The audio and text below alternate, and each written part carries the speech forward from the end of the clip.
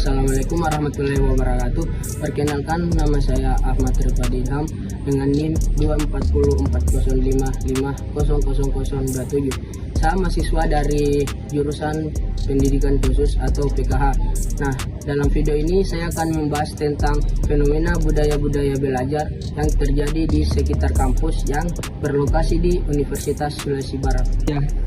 Nah, baik, di sini kita bisa melihat ada juga mahasiswa yang belajar berkelompok atau berdiskusi untuk menyelesaikan tugas belajar mereka. Nah, di situ menemukan adanya kolaborasi sebagai salah satu budaya belajar yang ada di kampus juga. Nah, di sisi lain kita juga bisa melihat ada beberapa mahasiswa yang belajar menggunakan laptop dan buku. Di situ juga menandakan adanya budaya belajar mandiri yang juga penting.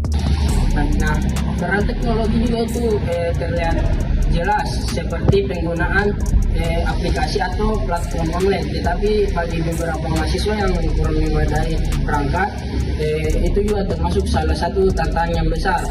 Nah, mungkin selanjutnya kita akan mewawancarai beberapa mahasiswa tentang budaya belajar dan apa tantangan mereka.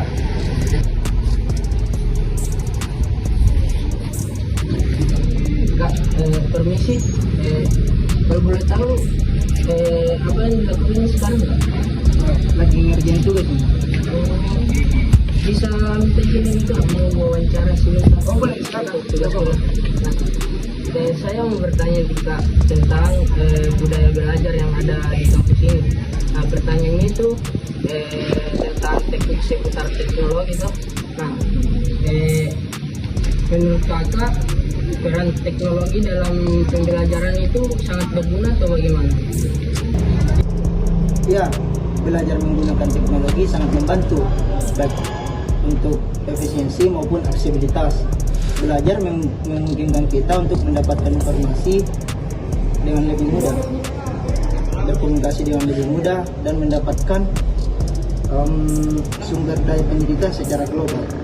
Di sisi lain, teknologi juga memberikan fleksibilitas yang memungkinkan kita untuk belajar kapan saja dan di mana saja. Seperti itu. Jadi pengguna teknologi itu sangat penting ya bagi mahasiswa untuk mengakses segala informasi tentang pembelajaran. Yang pastinya seperti itu karena semuanya butuh teknologi. Oke, terima kasih atas waktunya. Nah, baik, selanjutnya kita akan mewawancarai mahasiswa yang lain lagi. Baik, permisi Kak, boleh minta waktunya sebentar? Boleh. Saya mau bertanya nih Kak, apa sih pentingnya belajar berkelompok seperti yang kalian lakukan sekarang ini?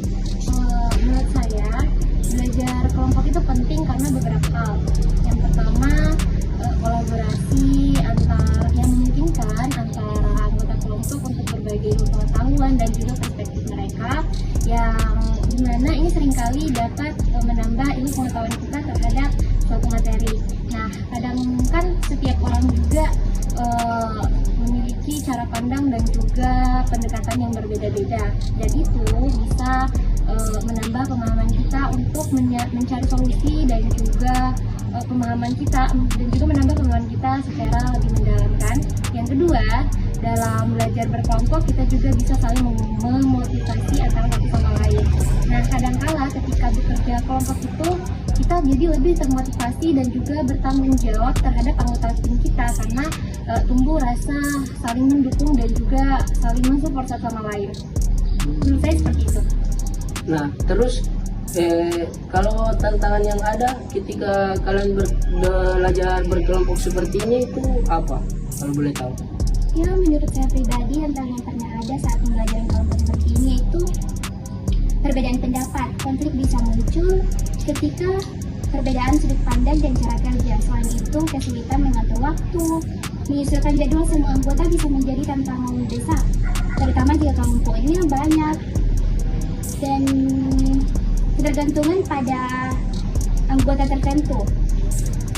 Kelompok bisa terlalu tergantung pada satu orang, sedangkan yang lainnya hanya menyimpang. Jadi kesimpulan yang dapat kita ambil itu dengan belajar berkelompok ini kita bisa mendapat dari plus minusnya ya.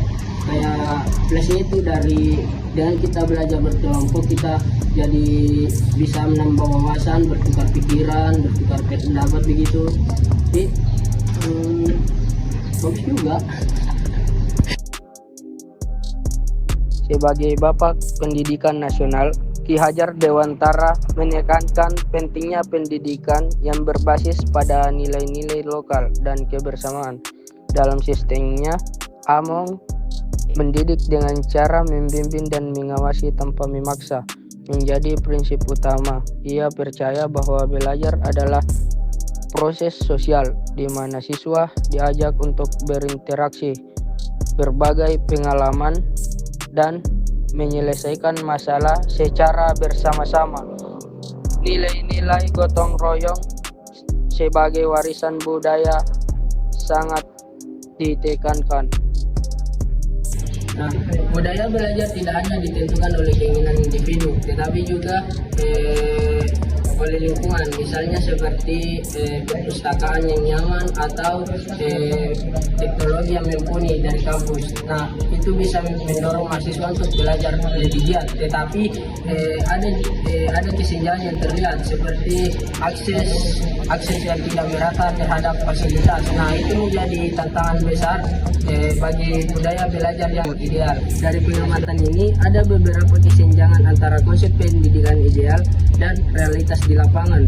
Dalam konsep pendidikan ideal seperti yang diajukan oleh Ki Hajar Dewantara, pendidikan seharusnya bersifat inklusif. Nah, memberikan akses yang setara bagi semua mahasiswa. Namun di lapangan ada tantangan seperti keterbatasan dan perbedaan kemampuan individu untuk mengakses teknologi. Nah,